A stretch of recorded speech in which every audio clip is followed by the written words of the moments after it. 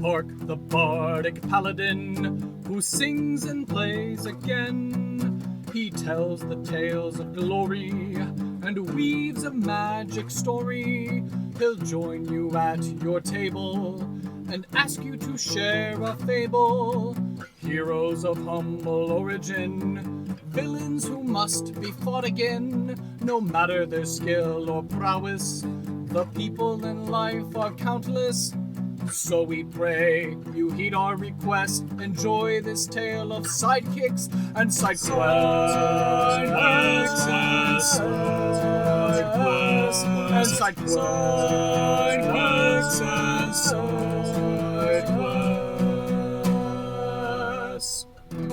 Episode 76, Daneel the Koalinth Theologian. Welcome to Sidekicks and Sidequests, the Dungeons & Dragons podcast that helps to put humans back into humanity and breathe life into your campaign NPCs with backstory and bravado. That's right, we're building a world, one character at a time. I am your host, Kurt Krenwelge, the Bardic Paladin, and I'll be joining FyreWriter's table and the Levitating Platter. Hello everyone, and welcome to another exciting episode of Sidekicks and Sidequests, the best unofficial Dungeons & Dragons podcast, in my humbly biased opinion. I've got a wonderful guest for you this week, but of course I have to leave you in suspense in order to do our first ad read from our first sponsor, Plus One EXP. Tony Vicinda is the mastermind behind this mastercraft of beard balms, game design, and community building. He's got beard balms named after all the basic stats from Dungeons & Dragons, so get a can, apply it to your face, and smell the sweet aroma and the sweet victory that comes along with increased strength, dexterity, charisma, and more. Beards and Beyond is the indie RPG that helped to launch this brand, but Tony has collaborated and developed several other projects, including Repugnant, iToaster, Down We Go, Through the Void, Vamp Nugula, and Brandstanding. If you support Plus One EXP either by buying something on their website or going to tonyplusone.itch.io, it all helps funnel into the Plus One Forward program, which seeks to support additional indie tabletop content creators to continue making awesome stuff. So I would highly encourage you to go follow Tony and Plus One EXP on all the socials, Twitter, Facebook, YouTube, and Twitch, in order to keep up with all the various projects, as well as upcoming interviews, one-shots, and actual plays of some of these amazing indie TTRPGs. So please go to plusoneexp.com, use that affiliate code Randolph when you're purchasing a beard balm or a beard RPG in order to get some savings on your purchase at no extra cost to you. Again, that code is Randolph at checkout on the website, plusoneexp.com. Well, my friend, as I was remarking before we started rolling, it's been a couple months since we last spoke. Yes, it has been. So for those of us not in the know, would you like to introduce yourself to our lovely audience? Tell us who you are and what is it that you do? Sure. I'm FyreWriter. Also might find me by Amelia. Some folks call me that.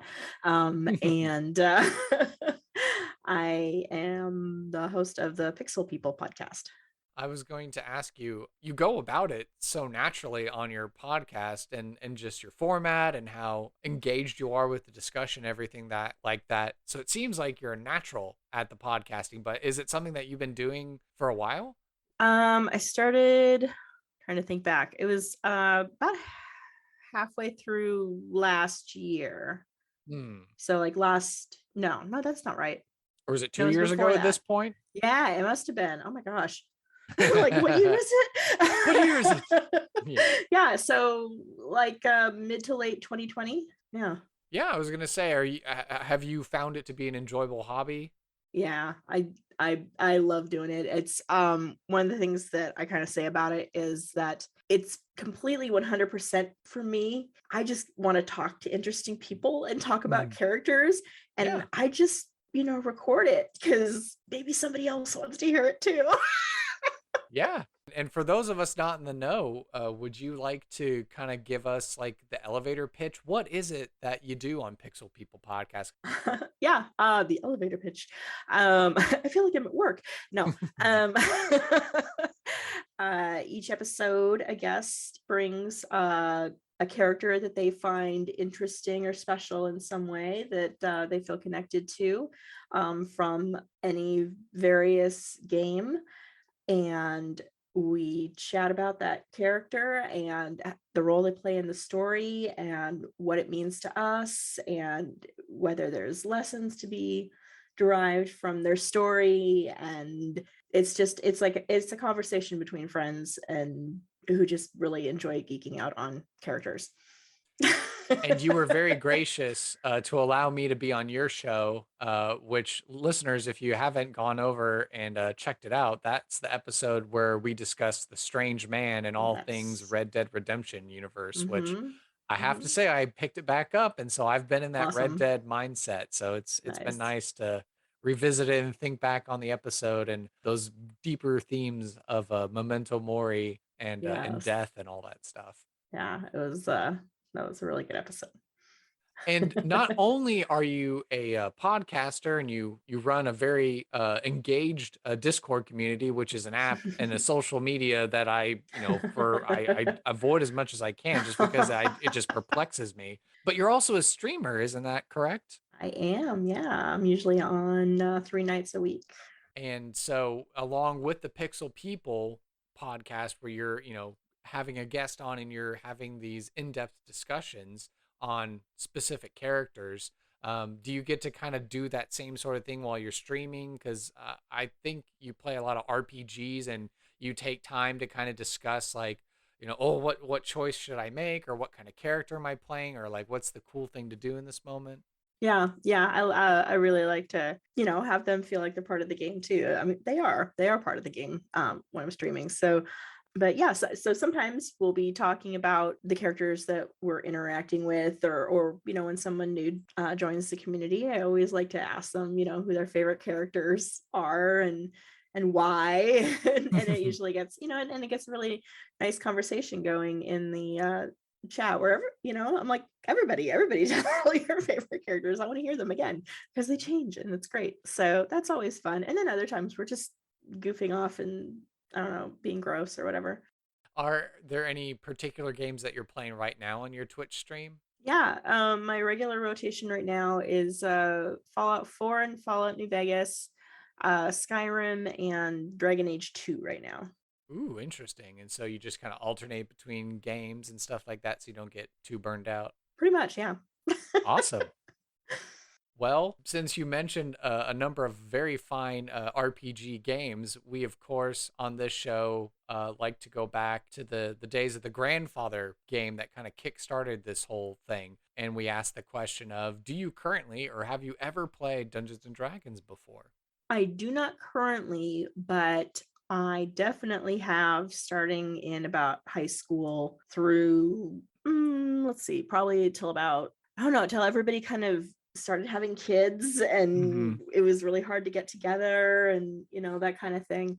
There were attempts made a few times over the years, to try to do that again. And you know how it is, it'll last for a few months and then everybody kind of Yeah. It's a lot harder as an adult to do it, unfortunately. Right. Well, with Twitch, I mean, obviously one of the biggest Twitch shows out there is a D&D campaign That's if you're true. not That's familiar with true. Critical Critical Role. Role. Yep. And lots of other fine folks putting together stellar actual play productions out there on Twitch and podcasts as well. But of course, there's been, this renaissance and this explosion of digital tool sets that exist to kind of help connect people. In light of all this, I was going to say, is it something, that's kind of like piqued your interest once again? And maybe with some of the friends that you've made and your community and stuff like that, is that something maybe that you'd want to branch out and try? Maybe introducing that into the rotation? Yeah, I'd kind of have to see, just what time looks like and stuff like that. It's hard to commit to anything. Sure. I mean, it's really fun. I would love to play again. I feel like there have been a couple attempts to like start a campaign. I have to think about that. I feel like somebody was talking about it a while back. So, I'm offhand curious. When you say you were playing it, back in your high school days, do you know what edition of the game it was that you were playing? Oh boy. Was it like original Dungeons and Dragons, or maybe advanced or I think three? advanced. Ooh, Advanced sounds right. Because that would have been like the years between 1990 and 1994. do you remember any of your characters? I do. I do remember. So this my boyfriend and I at the time were essentially joined at the hip. Mhm. And so we had rolled characters who were identical twins. Oh, And that's cool. and at one point I remember his character's name was Lynx and my character's name was Isabella. Okay. And they were both clerics. And at one point during the campaign, I can't remember exactly how it happened, but they wound up sharing a body. Oh, And like one of them died and got absorbed into the twin's body or something like that. okay. So every now and then during the campaign, the DM would have whoever was controlling the body roll to see if they kept control of the body or if Oh, the you had to other pass the one took it character over. sheet over to the other person? Oh, Yes. wow. Okay, So that interesting. introduced a very weird element. but, but yes, I remember that character very well. Cool. With the fifth edition of the game out now, I feel like it's pretty easy for both veteran players of the early editions and people who are just brand new to the hobby overall, have a good, fresh jumping in point. So I really hope that you do get an opportunity with your friends, with your community, maybe to perhaps get to play a game or two. Maybe if it's even just a one Yeah. shot or something like Yeah, that. that's really true. Yeah. I always forget that that's an option because, it was like we always had these long campaigns that took months. Hmm. So I forget that you can just do it once. Yeah, that's true. As we alluded to earlier, both of us with our shows, with our podcasts, we like to ask those questions about NPCs. Obviously, you take the more richer, deeper dive. So, my asking it here is just but a mere fraction of the enjoyment that you get on your podcast. But do you happen to have a favorite NPC, either from your past with D&D or one of the games that is in your regular rotation or something like that? And why is this character your favorite sidekick or NPC? Though it's funny. So for the longest time, the answer's just simply been, well, Hancock, of course. Yeah, Hancock, of But course. I've been playing such a variety of stuff I haven't played before. Hmm. And there's a few other characters that have just climbed right up there into that spot. So now it's a big old tie. Well, who's the tie between if who's duking it out with Hancock? Mordin Solus from Mass Effect. Oh yeah, that's right. Yeah, genophage, genocide. Just his personal quest line is what helps to kind of like elevate him as a character in your mind. Yeah, and then the conclusion of his story arc, shall we say, in Mass Effect 3, Mm. where I mean, I had to physically get up from the game and walk away and just deal with myself. It Emotionally was process it. yeah. I mean, I don't think any other game has ever affected me in quite that same way. It was pretty intense. And then likewise, we like to ask on this podcast, what's been one of your favorite side quests, either from your history in tabletop or gaming, film, television, etc., because those are also points of inspiration. Same thing with sidekicks as well. But yeah, for the side quest portion, what's been one of your favorite side quests and why? See, I'm trying really hard to like remember some of the D&D ones that we've had, and I can't remember enough details. Hmm. It's been a while. So I'm gonna give you another game example since those are usually what's top of mind. I don't watch a lot of TV. Hmm. I'm behind on literally everything.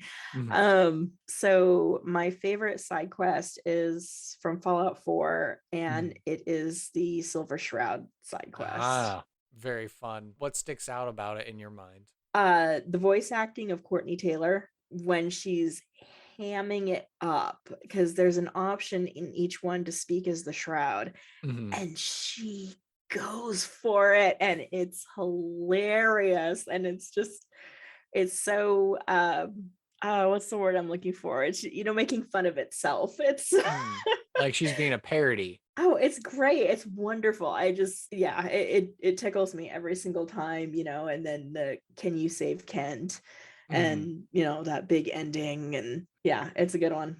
I love it very much. And I love the character of Kent too. So, the whole thing works very nicely.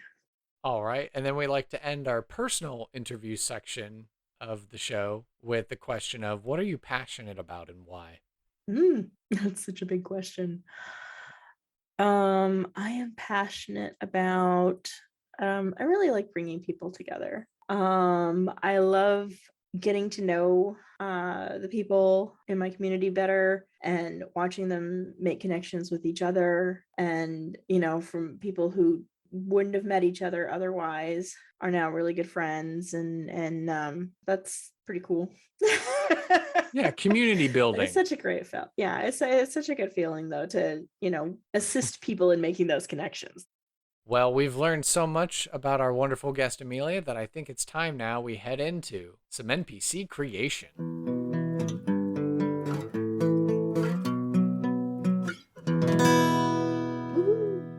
All right, and this NPC creation is brought to you by you, the podcast audience, and our patrons over from Patreon. So now's the time where we would give a shout out to our comfortable level patrons. That's $2 and above with a loud hurrah. So I got my drink here.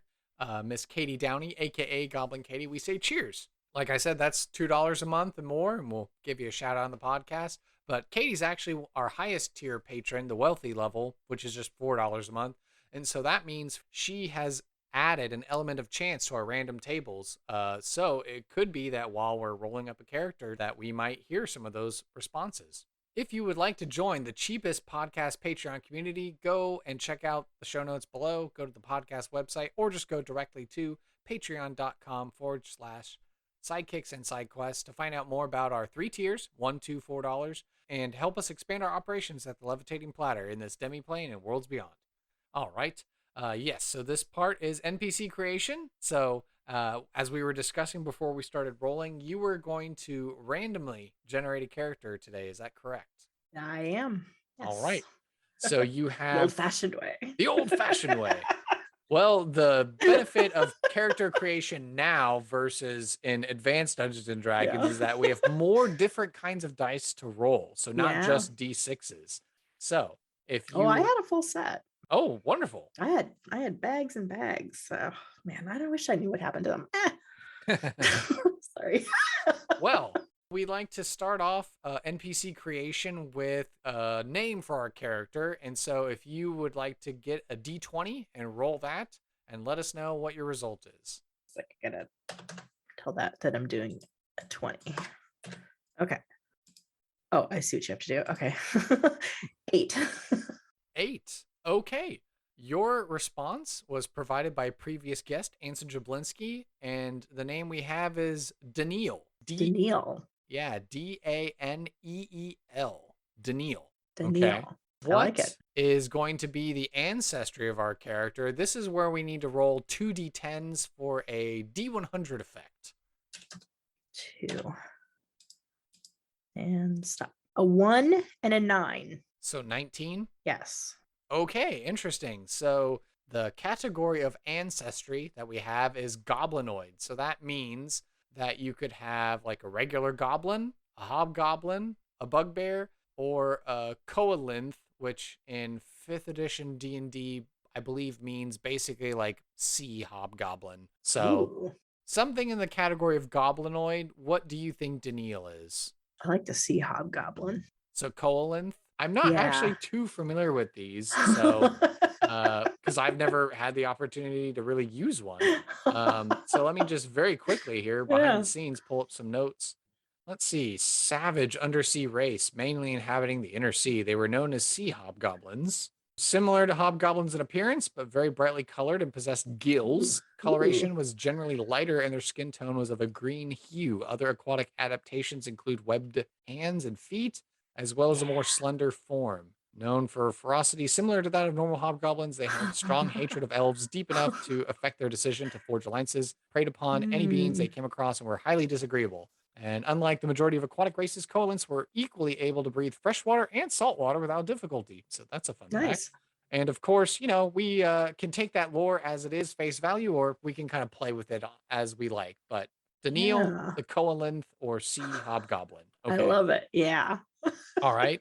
The next question we get to ask ourselves is, what is the job or role in society for Daneel? That will require us to roll a D10, just a regular D10. This one. Yes, correct. Okay. And stop. 3. 3. Oh, wonderful. Okay. Your answer was provided by previous guest, Elizabeth Horsley. Daneel is a theologian. Oh So my god. into religious studies. Wow. So it Wow. could be Okay. any number of deities, I suppose, that Daneel might be interested Yeah. in. I'm thinking she's probably into one of the not so nice ones. Oh, okay, interesting. Yeah.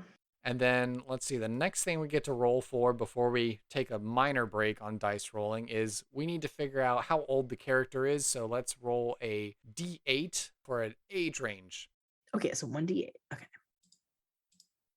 2. 2, teenager.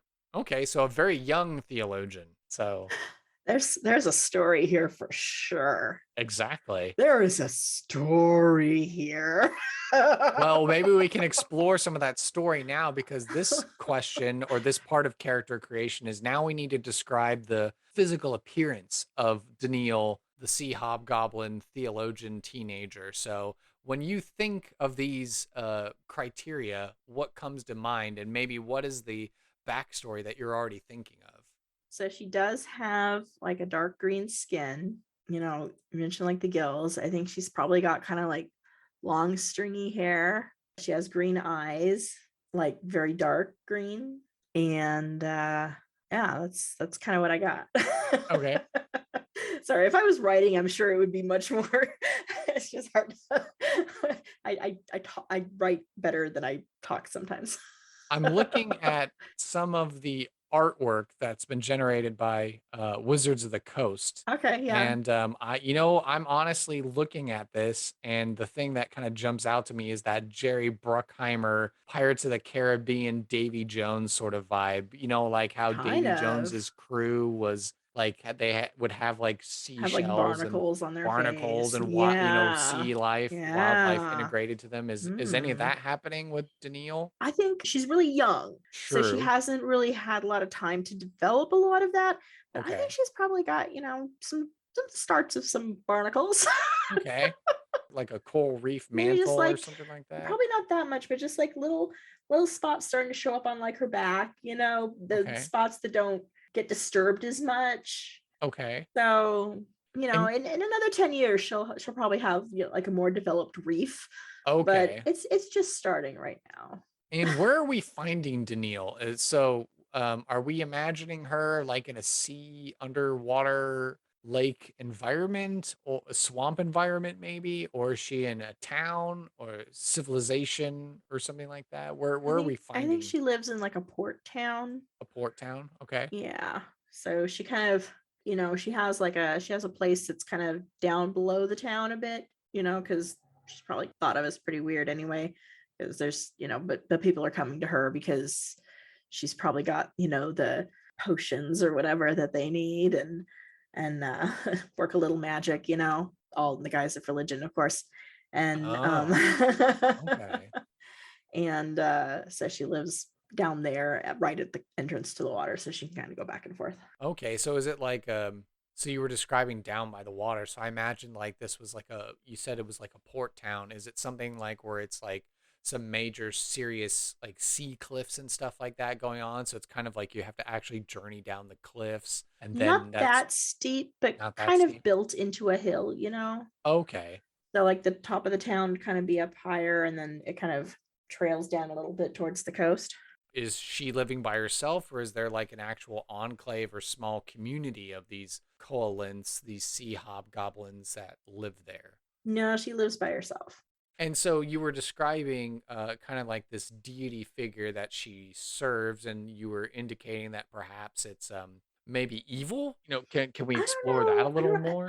I wouldn't say evil. Maybe Oh, selfish, okay. self-serving. A self-serving deity. And so she's a theologian of this particular deity because, she's just trying to learn more about it, or is like, she's an active worshiper of this selfish She's an god. active worshiper. And is that how she presents with the other, people who come by and like, oh, hey, I need a potion for this, or I Yeah. need this thingy mabob. And so people know that she worships this particular strange god. Yes. Okay, and it doesn't cause any problems or anything for the town? It's kind of one of those unspoken secrets, you know what I mean? Where it's like everybody kind of knows, but nobody really talks about it. Because if they talked about it, they'd have to do something about it. But Oh. everybody's kind of benefiting from it. So, Oh, I see. so So she provides a valuable service to the yes, town. Meanwhile, she's like actively studying and researching and yes, pondering great philosophical questions about a selfish deity. yes, because the like what she does for the town is almost like nothing to her. It doesn't, it's like effortless. It doesn't matter. So she can spend more of her time focused because she's basically like giving the townspeople what she would consider junk.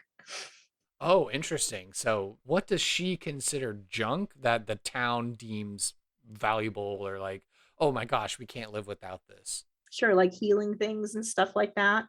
Okay. Where it's like they think that that part of it is magic, but it's not actually magic. She just has a good knowledge of like how to heal, Of how to like plants create. and herbs and sea Yeah, life and stuff like yeah. that. So but because she's such a devout worshiper of this being that does actually give her some powers and stuff like that, that she doesn't Hmm. really quite realize what she's doing with it yet.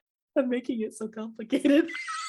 No, I understand. I'm trying to contextualize it with something similar that it would be like in a European sort of society, like medieval Christian Europe or something like that. And then there's Mhm. the one weird druid that lives on the edge of town.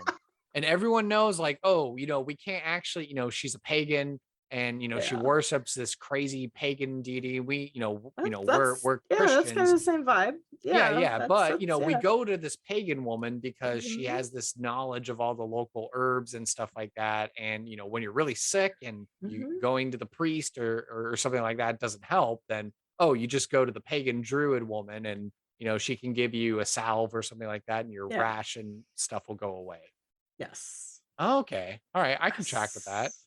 And so, Yes. okay, so the town benefits, and so by extension, then she's offered protection then from the town. So if anything were to happen to her, like the town would come to her aid and stuff like that. Even though she likes to be like this Mm, loner or something, I think they would.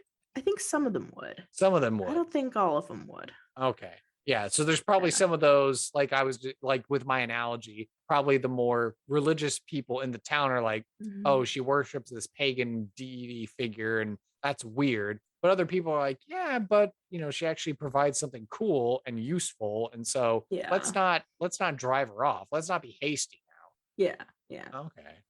What three adjectives would you use to describe Daneel? Cunning, highly intelligent, condescending. Ooh, interesting. That's an interesting choice of words. So we have cunning, highly intelligent, I guess, is hyphenated, and then we have No, condescending. I'm trying to come up with like something right above.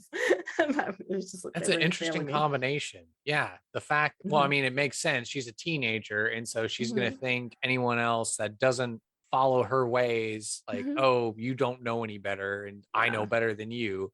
It's Oh like, yeah. okay, teenager, all right, pump your jets. Like, you just haven't lived long enough to actually get experience. Yes. Okay. Exactly. I was gonna say, I don't have you named this deity figure that she serves, or are you just leaving that up to whoever uses this character to come up with whatever name of the figure that she serves? I will leave it to them. I don't really have a name in mind. I don't know if Oh, she has. she doesn't know. She's just getting bits and She pieces and she's trying to put it yeah, together. I think she knows like the deity, but Mhm. not not the name. Well, now we get to go back to rolling dice. Okay. So now we get to figure out what's a valuable item, a piece of lore, a secret, or an ideal or concept that Daneel ascribes to. So this is going to require us to roll a d4 for the category, and then you'll get to roll a Okay. d6 for the actual thing. Okay, so the 4 Mm-hmm. is a 3. That's a secret. Ooh. Okay. And now you get to roll a d6. Let's figure out what is the secret that Daneel is carrying. 4. 4. So your answer was provided by previous guest, Gary Barker. Daneel is actually a ghost possessing their own body, but their body is still okay. Is this an effect? Works. Yeah, I was going to say, is this an effect from her deity? Works. Is she trying to piece together the mystery of like this deity so she can figure out how to get back into her, like truly be back into her body and not just be a ghost possessing her own body? Or maybe she's on like a pilgrimage. There's a group of them that worship this deity. Okay. But as part of the pilgrimage, she has to like the deity will temporarily kill her and turn her into a ghost. So until she like passes her pilgrimage, she can't get her full self back, and that's like the sign that she can go back. Okay, so the deity figure that she's studying and worshiping is preventing her from being alive again, basically. So until she does whatever it is that she needs to do to complete her pilgrimage. Ooh, interesting.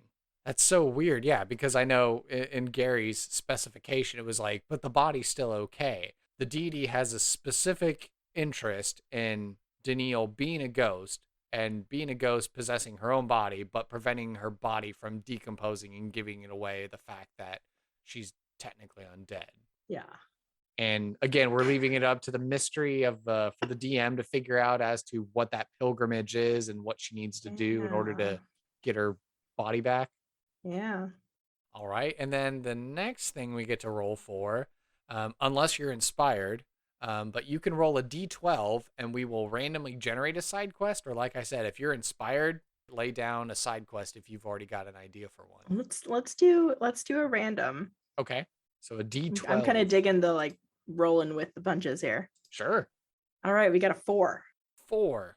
Okay, so your answer was provided by previous guest, Brianna Jean. Go retrieve the book from their friend that never returned it. Okay, so there's a particular book that one of Daneel's friends, maybe one of these other pilgrims, if you will, has, and hasn't returned it back to Daneel, and for some reason, she needs it back. Maybe that's why she's hanging out down in that city. Like she's been keeping an eye looking for this friend. Okay. And so you said it was a small group of 3 is what you said? No, I don't know how many there are. Okay, so it's probably a pretty large group actually. Oh, pretty large group. Maybe like 20, you know. Okay, so like up to 20 people worship this particular deity figure, and from that pool, one of them has a particular book that Daneel wants back. Yes. Okay. And does this tie into her secret? Like if she gets this book back, is she going to like return to normal, or is this just like oh, hey, I need this book back? I feel like it's important. It's not the whole thing, but it's definitely like step 1 of the thing. You know, like when you're in a game and you get to, you know, the end of the quest and they're like, "Oh, well, actually that starts off this." And now you're on to the next leg of it. Okay, so retrieving the book will actually trigger the subsequent side quest of like, okay, help me put the pieces together so I can get back to my body. Yeah. Okay, interesting. Okay. So whatever that particular book is, this other friend of hers, are they in the town, or is it going to require like a journey to go find this person? They're in the town, but the town is pretty bustling, and it can be really difficult to navigate the streets, you know, especially because she stands out. Oh, and this other friend isn't a sea hobgoblin. Yeah, because I was going to say, is this a deity figure that's only interested in sea hobgoblins, or is it like a smorgasbord of different ancestries and peoples and stuff? I'm going to say different ancestries. Okay. Any particular hankering that this particular friend is, or just insert here? Insert here. Okay. So we're looking for a particular friend that's somewhere in the town, but it's so bustling and busy. And the fact that, she's a loner and she's deep in her studies, she doesn't want to go do it herself, but she still needs the book in order to really, get along with her pilgrimage journey. Yeah. Yeah. Daneel asks the player characters, go Yes. find my friend and go retrieve this book and bring it back to me. So it seems like Yes. it's real cut and dry, and whether it's peaceful or involves a confrontation or however Yeah. it plays out. But Yeah. we get the book, we bring it back Yes. to Daneel, and we're successful in terms of it didn't involve us having to kill anyone, Yeah. I and we were think, just able yeah, to her bring the book reaction back. is very much going to depend on what they did. Okay. She does not want the person dead. She doesn't want her friend dead. Okay. And if they admit to or whatever that they had to kill the friend, Daneel is not going to be happy, and there will be no reward and no further side quest. Get out of my sight. Okay, so Daneel's just going to shut down and not interact with the players any further if they admit to, like, oh yeah, we got that book, we killed him, and here's your book. Yeah. Okay. Yeah. And at the beginning, Daneel should make it pretty clear, like, don't kill this person. Okay. It's just like, oh, it's, like signpost it a little. Okay. Yeah, of course. Of course. Yeah. Yeah. Just make it clear that, hey, I just really need this book back and I'm too busy to like go do this. So if you go do this, then like, sure, I can give you something. So are we thinking it's just money, or does she have a cool thing or like a health potion or a salve or a tonic she'll or have something? yeah, I would say money and kind of the same stuff that she gives the town. So Okay. Good Healy stuff.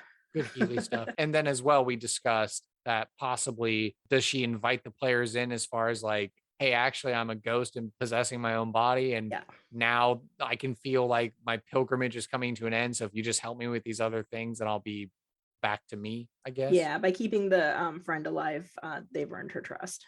Okay. All right. So then if we consider the opposite, maybe the more renegade approach to this side quest of they do something really violent or out of character in being able to retrieve the book, or if they just refuse the side quest altogether, how is Daneel going to react to that? Shutting them down is one thing. Is she going to attack the party? Is she going to get I think violent? she's just she'll be very kind of rude and condescending. She won't attack them. That's not really her style. Yeah, she's a theologian. She's more book learned than physically fighty type. Yeah. Yeah. Okay. I mean, unless the DM is feeling particularly evil and would like to have a certain deity quite off at this group and affecting what's happening moving forward in a campaign for a while. Okay. Yeah, especially if it's a really chaotic kind of being that'll just sporadically mess with them. Or well, the fact that she's a ghost, I think, bog standard ghosts in D&D 5th edition terms, it's like a challenge rating 4. She could cease possessing her body and then immediately go possess another body and then start having like, fighting the party members among themselves. So she could unleash her own chaotic part of that element and then just start fighting the characters that way, not actually putting her ghostly spiritual self in danger. She's like, oh, I'm just going to mess with all of you now. Any DM who wants to use this character needs to take a good hard look at their players and determine just how violent do they tend to be. Sure. Because I need to know which route this is going to go. Okay. Do they swing at everything they see, or do they take a more diplomatic approach? Yeah, I was gonna say, are they murder hobos? Or are they actually like, good people? So what are the goals and motivations of Daneel? Yeah, so she wants to complete this pilgrimage because she wants to go back to her group as a fully fledged, worshiper of deity. And she needs that book to get that party started, and she's been waiting a while and it's really frustrating, so she's kind of hurried. So combine the hurried with the condescending, and I think that you've got kind of a tone, a way of speaking for her, you know what I mean? She feels very above the player characters, like intellectually. She probably is. Hmm. Unless you've got some really solid, like, wizards and mages in their group. Mhm. She's probably smarter than they are, and she knows it. But she also, she needs these guys, so she has to kind of play nice a little bit, and it's grating on her. She's not appreciating it.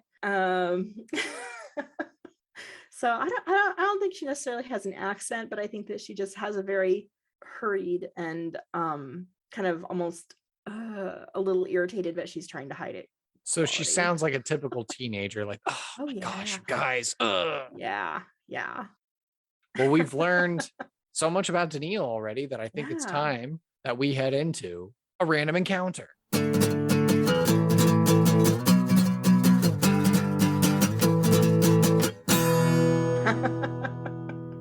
So this random encounter is brought to you by Reaper Miniatures. They've been Texas Titans of the tabletop industry since 1994. They're here in DFW, and they've got an amazing warehouse and game store. They make everything from paints to gaming accessories, and they stream on Twitch and YouTube with tutorials and interviews. Whatever system you're running, whatever game you're playing, Reaper has a miniature for you.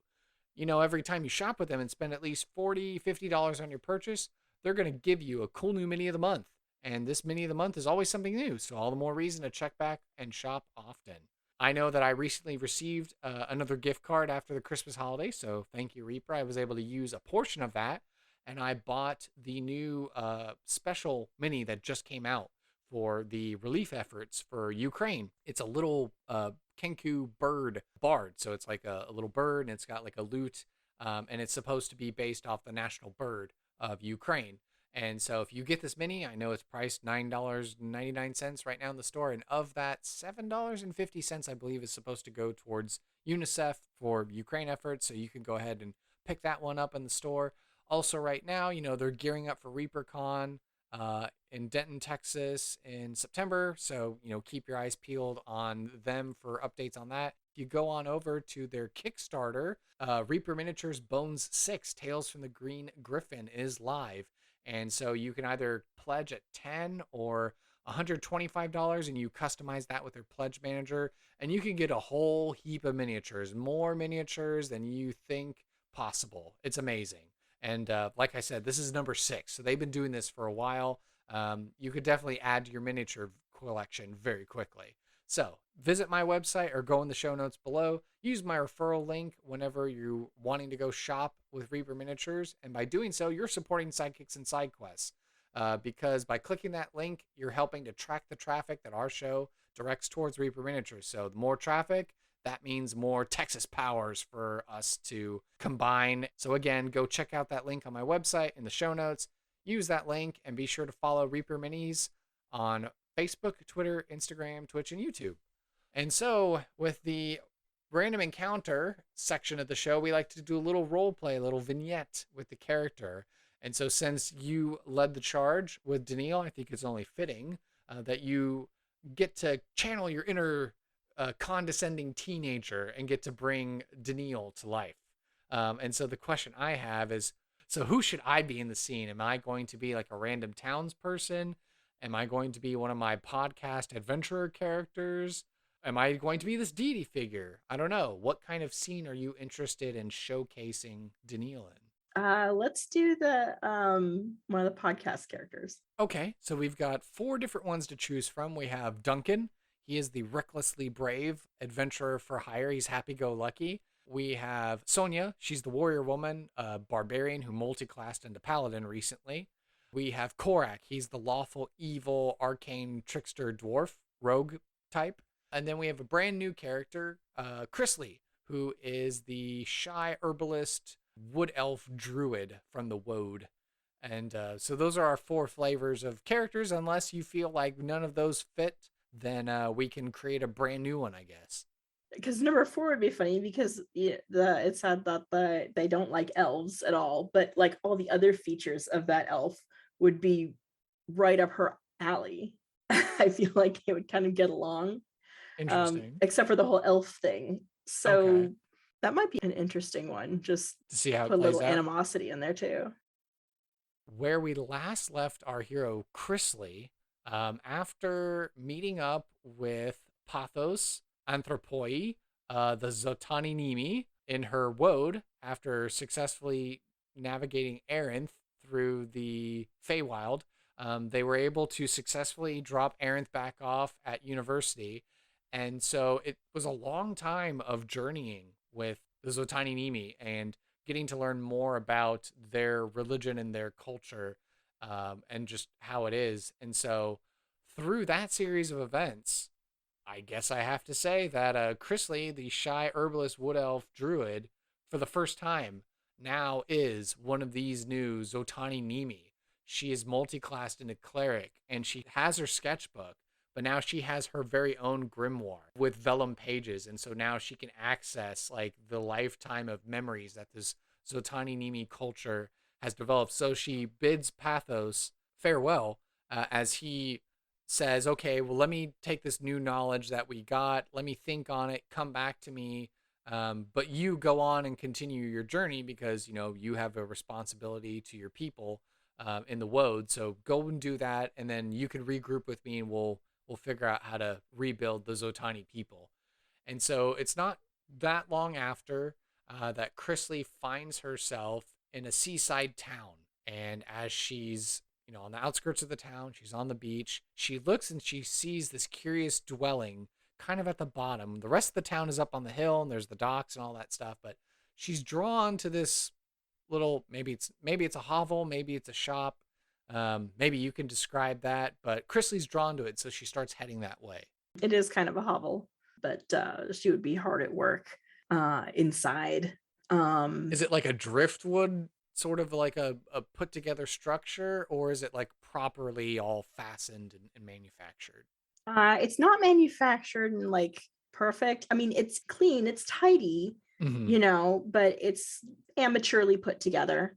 So Chrisley will approach, and I guess she'll see that there's a door. Maybe she sees some seashells kind of hanging up as like a wind chime that are clinking, and she sees like all the aquatic sort of decorations. And so, you know, she takes out her sketchbook and she starts sketching and seeing some of these things. Maybe there's a whisper in Daneel's ear that there's someone outside. Like her deity just kind of lets her know, like, hey, there's some weirdo outside.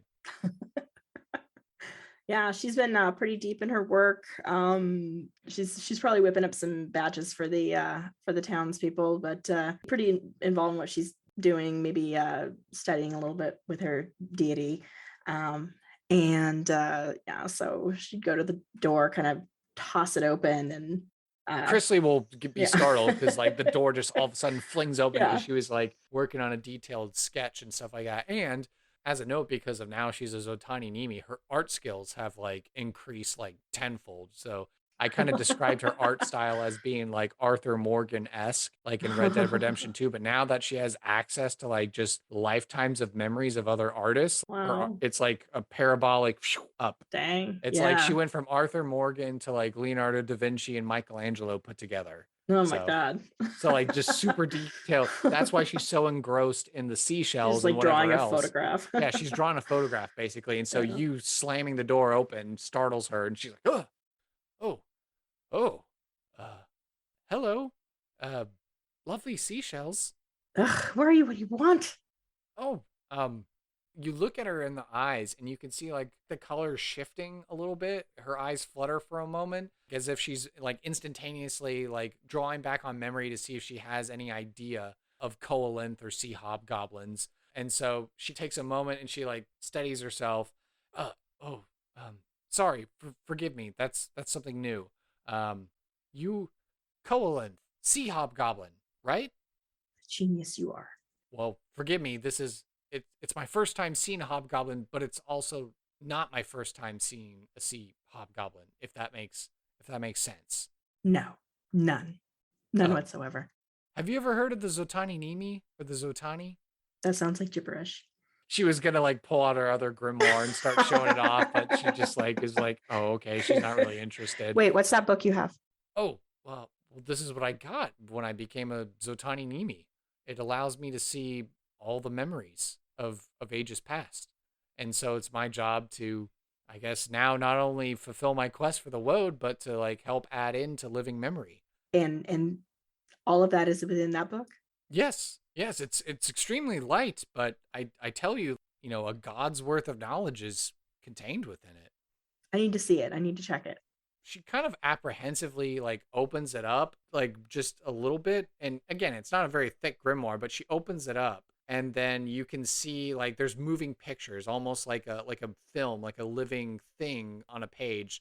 And maybe Daneel starts flipping pages and she keeps going, and so she sees like all these preview or something like that of a memory, and she just keeps going, and maybe she sits there for a good solid few minutes and she keeps flipping it, and she like checks the pages, and it's like it looks like I'm in the same place, but she's been sitting there for a few minutes just flipping pages. And so Chrisley's just kind of awkwardly sitting there being like, well, are you satisfied? So yeah, this is living memory. This is how I guess I'm getting my powers from the other voice, from the high voice. Oh, I'm still learning terminology, but well, that's why I have Pathos to help me out. But I guess she will roll an insight check, and she'll figure out that despite the tough exterior, she can get the vibe that like maybe something's bothering her, and so she'll be like, well, I mean, I'm here to help, and I'm still documenting nature and adding to living memory and all that, but I feel, are you okay? Do you need help with something? She kind of tosses the book back. It's clearly valuable, clearly, useful, clearly some kind of religious text, but it's not her religious text, so she kind of doesn't care. Be careful. There's disdain. This is precious. Waste of time. Oh, I'm sorry you think that way. Well, I mean, surely there's something I can help with. I mean, you can look at her appearance. I mean, she looks like a druid, but she's actually pretty well outfitted, like as a formidable adventurer. She's got like hodgepodge, like hide, wood, metal armor bits, along with like some pretty substantial like weapons and magic items and stuff like that. The fact that she has this grimoire thing now, she's like, I feel like you need help. You're gonna be tough about it, and living memory tells me that perhaps our peoples have not had the best relations, but I'm here to put that aside and to let you know that I serve the living memory and I serve the goddess of nature simultaneously. I guess the gods will have to figure out how that one works, but I'm here to be a servant to you. So what can I help you with? Oh, you think you know everything, don't you? Well, you'd think that then you'd already know that there's a book. I need it and I can't get to it. Oh, well, what book is it? Where is it? I can give you directions. Oh, okay. To the house. I know where it is, but I can't go out and be among those people. They come to me, but I'm not one of them. I can't go up and be among them. It wouldn't do for them to see me out of the house. Oh, okay, I understand. But these people care for you? They like you or don't like you? They need me. They need you, but they hold you at arm's length. Yes. Okay. So Chrisley's now actually kind of like pulling from this deeper well of wisdom than, that she never previously had before. So I feel like Chrisley's going to become even more wise as a character. So she's just going to be like, well, you seem like you're young and this is important to you and you need this book. I don't know what God you serve. I sense something chaotic, but that's not for me to judge. That's for the gods to judge. So, you are absolutely correct. It is not for you to judge. She'll smirk and she'll be like, all right, well, I'm happy to help you. So just point me in the direction of your friend and I'll go get you your book back. Yeah? Yes. I feel like two catty yes. individuals waiting to happen to a little bit to bust out into a fight. Little too proud, but it's also an elf. So if the elf just disappears, whatever, it's just an elf. That's terrible. Ooh, Daneel, what was that? She's got some stuff to work on. So then Chrisley will get the directions, and then a short montage later of going up and politely asking for the book back. And strangely enough, it was really easy for her to get the book back, and she'll come back and surprise Daneel. And then I guess we'll begin the subsequent other side quest of learning the truth and helping Daneel truly on her pilgrimage and on her way.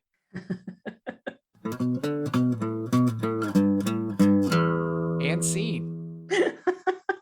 Ta-da! Ta-da!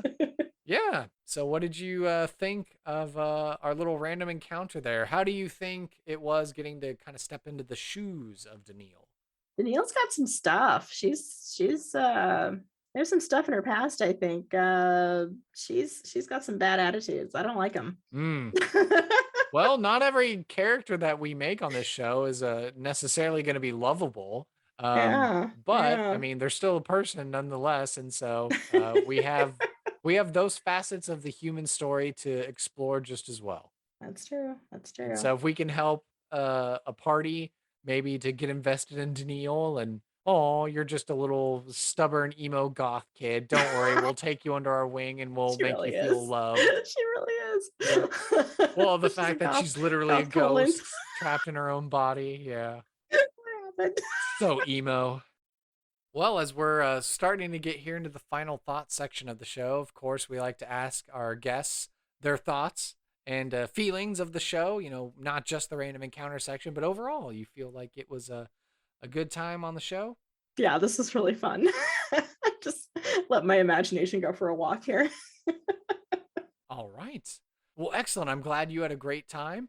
And I like to leave the final moments of the show. I like to give the microphone, the voice, the platform over to my guests. So if you've got anything that you'd like to plug and share, causes, concerns, etc., where can we find you on social media so that way we can stay tuned? Where can we listen to your podcast and all that and watch you on your Twitch stream and all that good stuff? You bet. You can find me on Twitter as myself, essentially, at FyreWriter with a Y, Fyre, and writer like one who writes. And also under the show's account as well, which is at Pixel People Pod.